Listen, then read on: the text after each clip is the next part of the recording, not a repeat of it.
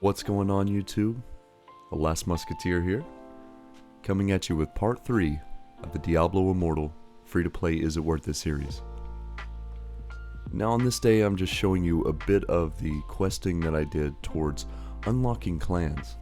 Now I do have to note that because of the times that I get on, it may not be completely possible for me to show a lot of the clan multiplayer content. I'd like to do some more in the future, and hopefully on days that I have a bit more time I can kind of flesh out what it's like to do clan experience, clan battles, that sort of thing. But as it stands currently, it has been hard for me to group up with people, even though I have joined a clan at this point. So hopefully moving forward I can get more of a glimpse into something other than mainly the solo experience. Now we're at the Hilts Trader. We've been saving all these Hilts up by doing achievements through the Codex, and I'm just going to go ahead and spend quite a bit because I want to test out a lot of this stuff. The Rare Crest and the Legendary Crest, I already know what they do. It's nice to pick up a Legendary Crest though. The downside of it is that I only get to purchase 1 per month. I would like it to be expanded to 3.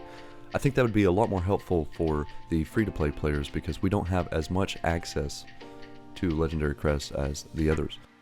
But the store is very important for you. You need to focus on going in every day and purchasing the daily aspirant keys because these are important for a feature that I will show you later on in the video.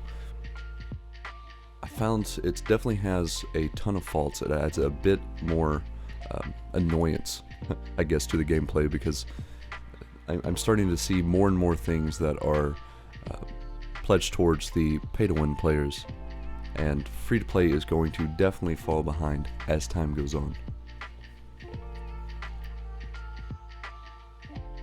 Alright, coming on to day 9, I wanted to throw this in here because the warband is a very important feature, extremely important feature, and as I was looking through, I tried to apply to some, never heard anything back, so eventually I just decided I'm gonna make my own. So anybody's welcome to join. I'm mainly on in the evening. I don't have many options to be on during the afternoon times unless I'm currently off. So if possible, if you're on the same time I'm on, you want to play, just let me know.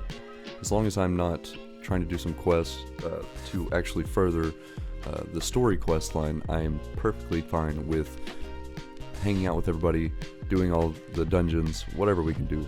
It'll be nice, it'll be great multiplayer experience, and I'd love to have some more interactions with you guys. So as we're going into the Ancestral Tableau, I'll kind of give you a brief overview of what I've seen so far. So basically you'll take a weapon with an ancestral property and you'll throw it into the tableau, and then you can then use that specific property in your overall play. Now this doesn't apply to just warband activities. You were doing this in your solo activities and PvP, everything. It applies everywhere. So these are very useful. You need to get on them as soon as possible. And the more and more I play this game, the more I realize that the solo experience is definitely a detriment. Diablo has never, in any case, been about mandatory to play multiplayer. Yeah, it does help you get better XP rates, that kind of thing, but it's not usually a mandatory experience.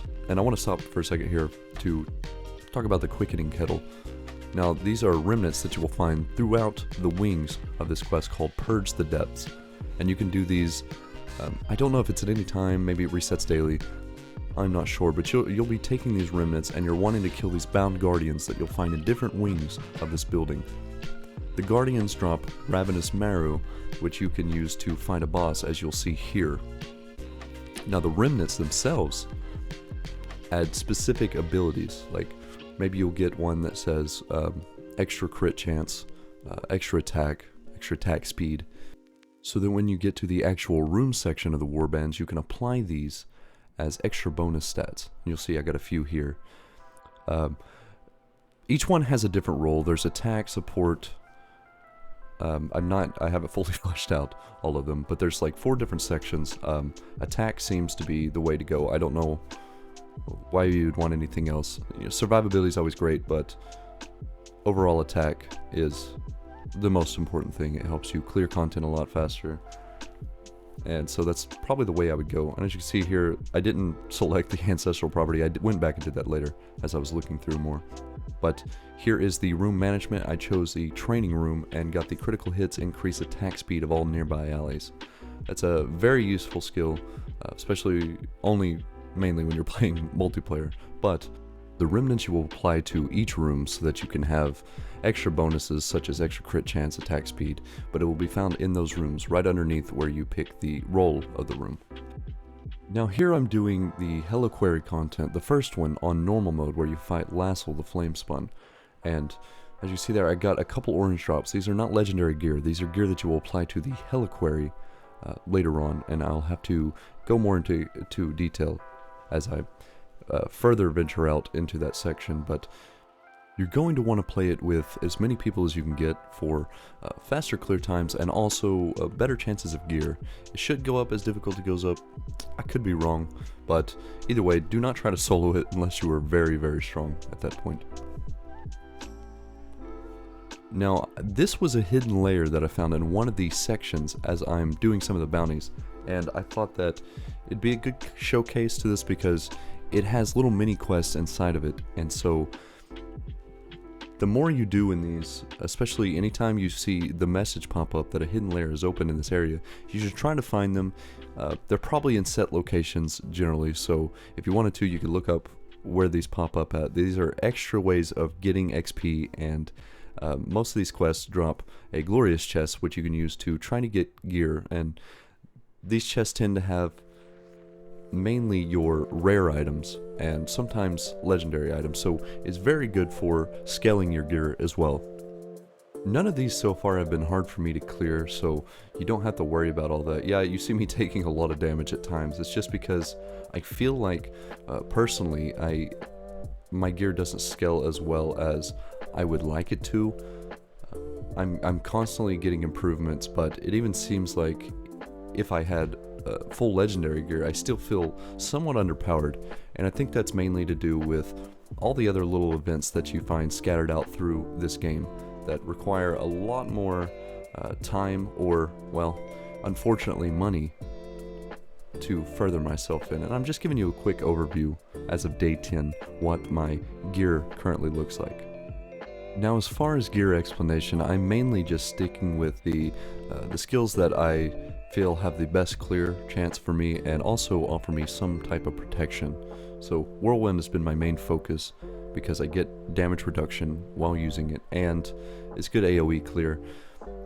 Plus I use Hammer the Ancients along with the Ancient Spear being able to pull. I did like the boulders because they give extra damage and they tend to stun enemies and knock them back, but it kind of defeats the purpose of what I want to do when I'm grouping. So I went back to just using the regular spear and then focused mainly on using Whirlwind and Hammer of the Ancients.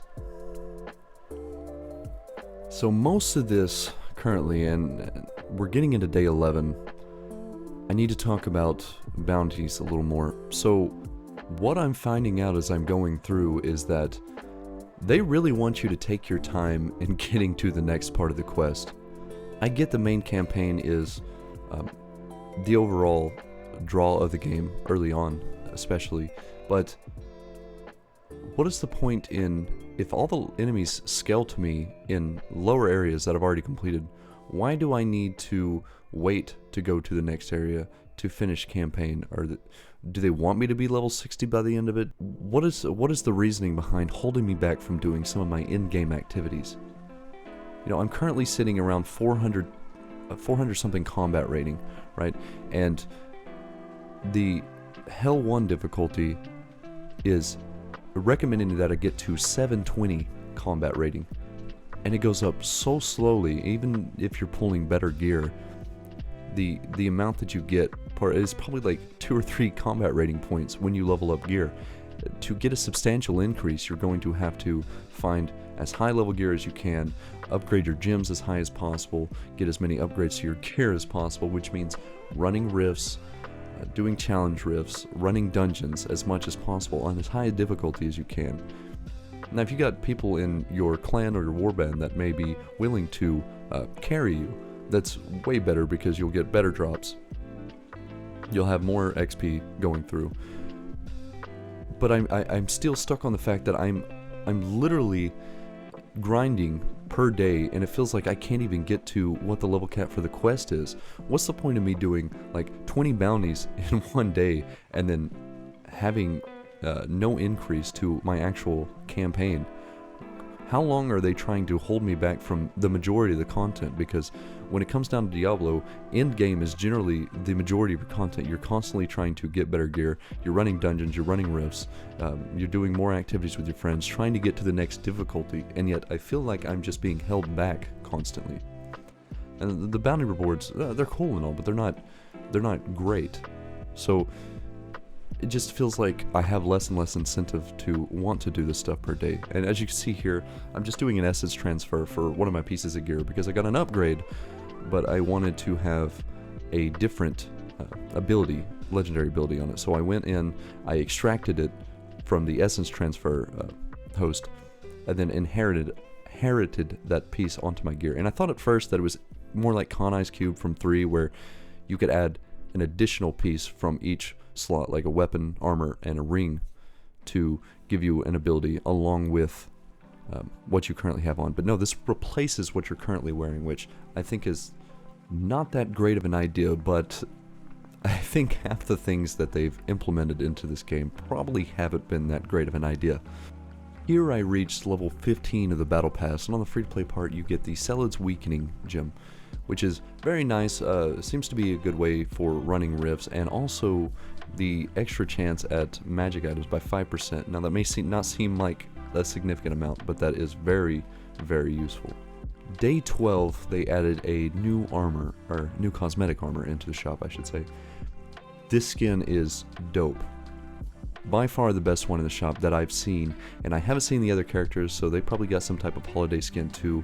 I'll have to probably go look at some screenshots. Maybe they've got some really good ones there too, but the Barbarian Grexkin skin is insane. That is very detailed, very good looking, and I'm very happy that they threw something like that into the game. So if you do want to pick something like that up, you know, I fully support that. Now I don't think they add stats. If they do, it's going to be a very sad day for me because I will not have them, but in the meantime, at least they're putting something out there that people can spend without trying to do a pay-to-win aspect. It's what I wanted the game to be at the first point, but you know, I can't complain. I'm not probably necessarily going to be playing this game after the 30 days.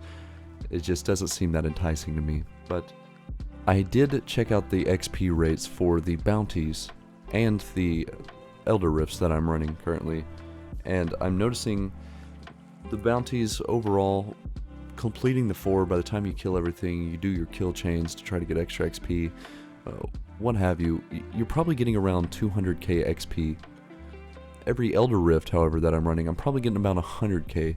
Now, if you can do these in a very short amount of times, and I think potentially it takes less time to run one Elder Rift than it does to take 4 bounties.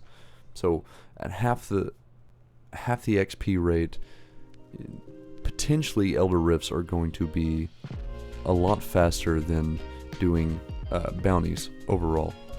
It just kind of depends on your clear speed, but plus you're also getting a decent amount of gears, and you're getting chances at legendary gems. Now I wanted to point this out, the Legacy of the Herodrum. I got that Catalsan's Companion drop as I was hitting level 51. I think it was from a challenge rift I did, potentially, but what you do with these is you put them into that shrine, and then you go forward and you kill the monsters on your way to this chest room, and they will drop things called aspirant keys. As you noticed earlier in the Hills Trader, I bought 5 of them from him. You can get 5 daily. So every time you run this, you'll have these chests. I believe it probably resets daily. I could be wrong, but you use keys and it doubles the amount of keys that you have to use per chest, while also doubling rewards. The problem that falls into this is that after you're out of keys, you can use platinum. Now platinum's purchasable. You can also get it off the market from trading gems, I believe, but someone paying for a bunch of platinum per day and just maxing out as far as they can on these vessels means they're going to have a lot better survivability and a lot more damage than you do. Every time you leveled up, it goes up by like 9, right? So I got it to rank 3. I didn't have enough materials after rank 3 to take it any higher, but if they get multiple chests, they open all the chests they can per day, the significance and damage they do and the survivability they have is going to skyrocket compared to what you're stuck with. So another pay-to-win aspect that I'm not happy with, and especially because you saw how many gem spaces there are on there. So by the time they have all of those way higher than you, someone at your level or even lower level than you is probably going to be out damaging you by a significant margin. So here I am back in the Heliquare fight, fighting Last of the Flamespun, once again on normal, and we kill him. I get another one of the vessels, along with some more of the stuff that I can apply to the Heliquary. And as I go through the Heliquary, preferably when I go on Hell 1 difficulty and actually can do the next step of it, I'll talk more in depth on it because right now I don't have enough information on it. I wanted to throw this in real quick because it says reaching Paragon 1 and completing this challenge rift will improve items acquired in Challenge Rift, Elder Rift, Circle of Strife activities, and from vendors to be equivalent to items found in Hell 1 difficulty. So very important that you level up your rifts as time goes on. They are going to get a lot harder, but as you'll see, I still have to reach Paragon 1, which is level cap, and then 1 extra level.